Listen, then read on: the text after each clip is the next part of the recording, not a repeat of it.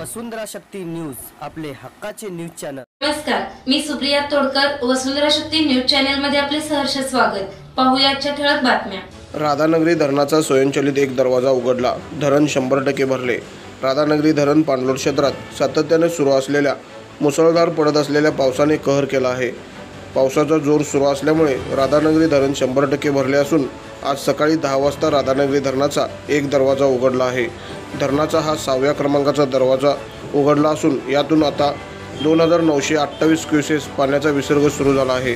धरण पाणलोट क्षेत्रात सातत्याने सुरू असलेल्या मुसळधार तसेच दमदार पावसाने राधानगरी धरण आता 98.20% भरले आहे। सध्या धरणाची पाणी पातळी 346.72 फूट झाली असून धरण पूर्ण क्षमतेने भरण्यास अर्धा फूट कमी आहे। यामुळे पावसाचा जोर असाच कायम राहिल्यास धरणाची सर्व दरवाजे कोणत्याही क्षणी उघडू शकतात। दरम्यान धरणातून वीजगृहासाठी 1,500 क्युसेस पाण्याचा विसर्ग सुरू झाला आहे। ही सर्व परिस्थिती पाहता नदीकाठच्या नागरिकांनी सतर्क राहण्याचे आवाहन प्रशासनाने केले आहे। शक्ती न्यूज YouTube चॅनेलला सबस्क्राइब करा आणि परिसरातील ताज्या घडामोडी सर्वात आधी बघण्यासाठी बेल आयकॉनला क्लिक करा।